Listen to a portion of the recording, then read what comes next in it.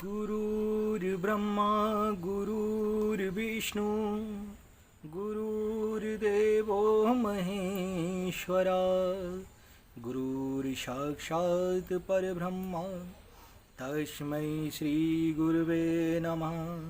ध्यानमूलं गुरुमूर्ति पूजामूलं गुरुपदं मंत्रमूलं गुरुवाक्यं मोक्षमूलं गुरुकृपा। अखण्डमण्डलाकारं व्याप्तं येन चराचरं तत्पदं दर्शितं येन तस्मै श्रीगुरुवे नमः। हे श्री गुरुदेव महाराज, गुरु माता आपको प्रणाम। जय जय श्री राम। मैं प्रशांत आपका अपने श्री बालाजी स्पिरिचुअल ज्ञान और समाधान में स्वागत करता हूं। आशा करता हूं कि आप सब लोग श्री बालाजी महाराज के आशीर्वाद से कुशल मंगल होंगे। आपके स्नेह और प्रेम से हम भी कुशल मंगल हैं। आज का वीडियो है गुरु के ऊपर। मैंने लास्ट वीडियो में बताया था कि गुरु का हमारे जीवन में क्या महत्व है, गुरु कैसे धारण करें और गुरु पूर्णिमा पर पूजा कैसे करनी है। इसके ऊपर आज मैं इस वीडियो के माध्यम से आप लोगों को जानकारी प्रदान करूंगा, जो मुझे मेरे गुरुदेव की कृपा से और संत जनों की वाणी से प्राप्त हुई है। मेरे राम मेरे राम मेरे राम मेरे राम मेरे राम मेरे राम राम राम मेरे राम मेरे। देखिए, सर्वप्रथम गुरु कौन होते हैं ये जानिए। गुरु वो होता है जो आपकी आत्मा को परमात्मा से मिला दे, परम तत्व का आपको ज्ञान करा दे, आत्मज्ञान का आपको बोध करा दे और आपको आप ही से मिलवा दे। कलयुग में हर गली हर चौराहे पर आपको गुरु बड़ी आसानी से उपलब्ध हो जाएंगे, क्योंकि आजकल हर व्यक्ति गुरु है और ऐसा गुरु नहीं, अपने आप में पहुंचा हुआ गुरु है। साधारण मनुष्य के हिसाब से गुरु क्या दृष्टिकोण क्या है वो मैं आपको बता देता हूँ। साधारण मनुष्य सोचते हैं कि जो भगवाधारी हो, अर्थात भगवा उसने वस्त्र पहना हो, गले में बड़े बड़े रुद्राक्ष की मालाएं हों, मुख से प्रवचन बोलता हो, श्लोक इत्यादि का स्मरण करता रहता हो, ज्ञान की बातें आप लोगों को बताता रहता हो और उसके आसपास भीड़ इकट्ठा रहती हो, ऐसे लोगों को साधारण जन मनुष्य गुरु समझते हैं और गुरु बनाने योग्य समझते हैं, जबकि ये सत्यता नहीं है। गुरु साधारण से कपड़ों में भी हो सकता है, फटे हुए वस्त्रों में भी हो सकता है, किसी गरीब झोपड़ी में रहने वाला भी हो सकता है, दरिद्र भी हो सकता है और राजा भी हो सकता है। गुरु की कोई व्याख्या नहीं है। गुरु वो जो आत्मा से शुद्ध हो, मन विचारों से पवित्र हो, निर्मल हृदय वाला हो, निर्मल स्वभाव वाला हो, सदा उस परमेश्वर को भजता रहता हो, उसके हृदय में, उसके मन में सदैव जन कल्याण की भावना निहित हो, जो लोभी ना हो। अगर वो धन अर्जित भी करता हो तो जगत कल्याण के लिए उस धन से वो भूखों को दान करता है, गरीब लोगों में बांटता है और भंडारा कर कर लोगों की भूख को, तृष्णा को शांत करता है। यदि ऐसा गुरु आपको मिले तो उसको तत्काल धारण कर लीजिए, लेकिन ऐसा गुरु मिलना कलयुग के समय में थोड़ा असंभव सा जान प्रतीत पड़ता है, लेकिन असंभव भी बिल्कुल नहीं है। आज के टाइम में गुरु क्या करते हैं, भीड़ इकट्ठी कर ली, चेले बढ़ा लिए, ये पदवी के लिए करते हैं। आजकल के जो गुरु हैं वो क्या करते हैं, वो अपना नाम, अपना फेम चाहते हैं कि लोग उनको जाने कि हाँ वो गुरु हैं, लेकिन वास्तव में गुरु वो होता है जिसके अंदर गुरु पद का अहंकार ना हो, जो गुरु पद के अहंकार से मुक्त हो। गुरु का मेन उद्देश्य है अपने शिष्य की, अपने शरणार्थी को उचित ज्ञान प्रदान करना, उसको पाप कर्मों से दूर रखना, उसके जीवन में उजाला, प्रकाश, ज्ञान रूपी प्रकाश प्रदान करना, उसको परम तत्व का ज्ञान प्रदान कराना और उसको उचित मार्ग दिखाना और भगवत प्राप्ति में लगाना, ना कि अहंकार में। जो विकृत गुरु हैं आज के समय के, सब गुरुओं की बात नहीं कर रहा हूँ, लेकिन कुछ ऐसे गुरु भी संसार में हैं जो केवल धन के लोभ के कारण या थोड़ी सी शक्ति मिल जाने के कारण मद में और अहंकार में चूर्ण होकर अपने आप को गुरु समझने लग जाते हैं कि उनसे बड़ा गुरु कोई नहीं है, और वो विद्या का व्यापार शुरू कर देते हैं। विद्या का व्यापार से मतलब कि आपको जो भी सीखना है उसके बदले आपको पैसा देना पड़ेगा, लेकिन गुरु परंपरा के अंतर्गत ये नहीं आता। गुरु निस्वार्थ भाव से अपनी भक्ति, अपनी सेवा अपने शिष्यों के अंदर प्रचारित करता है, अपने पुण्य ऊर्जा, अपने पुण्य कर्म अपने शिष्यों तक पहुंचाता है, ताकि उनके शिष्य भी ऊर्जावान बने, जगत में, संसार में जाकर नाम रोशन करें और जगत का कल्याण करें। ऐसा गुरु यदि आपको मिल जाए तो आप उसको धारण कर लेना। गुरु का जीवन में महत्व क्या है, अब आप ये सुनिए। गुरु का जीवन में महत्व है, सर्वप्रथम गुरु आपके माता पिता होते हैं, क्योंकि प्रथम ज्ञान आपको उन्हीं से प्राप्त होता है। द्वितीय गुरु आपके जो आपको आसपास वाले सिखाने वाले होते हैं, जहाँ से आपको थोड़ा बहुत ज्ञान मेरा प्रदान हुआ, जैसे आपके चाचा ताऊ, अड़ोसी पड़ोसी, रिश्तेदार, सगे संबंधी, भाई, ये भी गुरु के समान होते हैं, क्योंकि उनसे आपको कुछ ना कुछ सीखने को मिलता है। जहाँ से सीखने को मिले वो आपका गुरु ही है। और एक गुरु होते हैं अध्यात्म गुरु।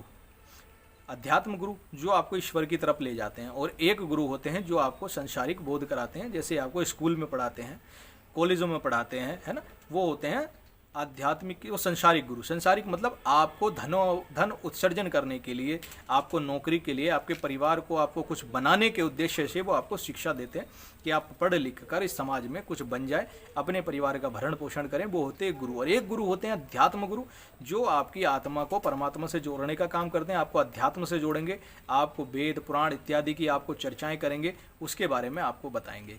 गुरु दो प्रकार के होते हैं। एक गुरु सबके जीवन में आते हैं, जो आपको स्कूलों में कॉलेजों में पढ़ाते हैं, वो सबके जीवन में आते हैं। लेकिन अध्यात्म गुरु बहुत कम लोग धारण करते हैं, क्योंकि हर किसी के पास उस लेवल का गुरु या उस प्रकार का गुरु नहीं मिल पाता।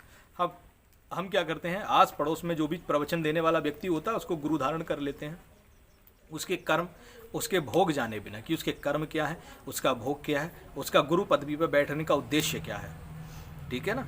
पहले आप उसके अपने मंथन करिए, सोचिए कि अगर क्या वास्तव में आप वो गुरु धारण करने योग्य है, क्योंकि गुरु का जीवन में बड़ा महत्व है। गुरु अगर उचित मिल जाए तो आपको मोक्ष प्रदान करा देता है, और गुरु अनुचित मिल जाए तो आपको विनाश के कागर पे ले जाता है। इसका मैं उदाहरण देता हूँ शुक्राचार्य और बृहस्पति जी से, क्योंकि देवताओं के गुरु बृहस्पति हैं जो सदैव उनका उत्थान करते हैं, और राक्षसों के गुरु शुक्राचार्य हैं जो उनको हमेशा बल के बारे में बता दें कि आप बल अर्जित करो, भगवान से विद्या मांगो, इंद्र को हराओ। ठीक है ना। तो गुरु दो प्रकार के होते हैं, एक अपने शिष्यों को उन्मादी बनाते हैं और एक अपने शिष्यों को भगवत प्राप्ति की तरफ लेके जाते हैं। तो आप ऐसे गुरु को धारण करिए जो आपको भगवत प्राप्ति में सहायता करें, आपके जीवन को निर्मल बनाए, आपके स्वभाव को निर्मल बनाए, और आपको भगवत प्राप्ति कराने में सहायता प्रदान करें। अब गुरु कैसे धारण करें? गुरु धारण करने के लिए आपको जो भी आपको उचित गुरु लगे, जो अध्यात्म मार्ग पर चलने वाले व्यक्ति हैं और आपको लगे कि ये आपके गुरु बनने योग्य हैं और आप उनको मन से गुरु धारण करना चाहते हैं, आप उनके पास जाइए। उनके पास जाकर उनके चरणों में बैठिए, हाथ जोड़कर निम्र निवेदन करिए कि हे श्री, मैं आपको गुरु धारण करने आया हूँ और मैं अपने आप को आपके श्री चरणों में शिष्य के रूप में सौंपने आया हूँ। तो आप मुझे शिष्य के रूप में स्वीकार करें, मुझे अध्यात्म ज्ञान प्रदान करें, मुझे उस परम तत्व से जोड़ने का कृपा करें। आप उनके चरणों में निवेदन करेंगे, निम्र निवेदन करेंगे, तो वो आपकी पुकार सुनेंगे। गुरु धारण कर होना ना होना वो उनकी इच्छा है, वो आपको शिष्य लें या ना लें, लेकिन आपको उनके चरणों में बैठ के निवेदन अवश्य करना है। जब वो आपको गुरु धारण करेंगे तो वो अपनी पद्धति के अनुसार आपको दीक्षा देंगे, जो भी उनके कर्म होंगे उस कर्म के अनुसार वो आपको दीक्षा देंगे, और आपको गुरु धारण करके अपना गुरु मंत्र आपके कान में या जिस प्रकार भी वो देते होंगे आपको एक मंत्र दे देंगे, जो गुरु मंत्र के रूप में आपको और उनको जोड़ने का कार्य करेगा। ठीक है। तो इस प्रकार से आप गुरु धारण कर सकते हैं। अब बात करते हैं गुरु पूर्णिमा 24 तारीख दिन शनिवार को बैठ रही है, उस दिन आप लोगों को क्या करना है।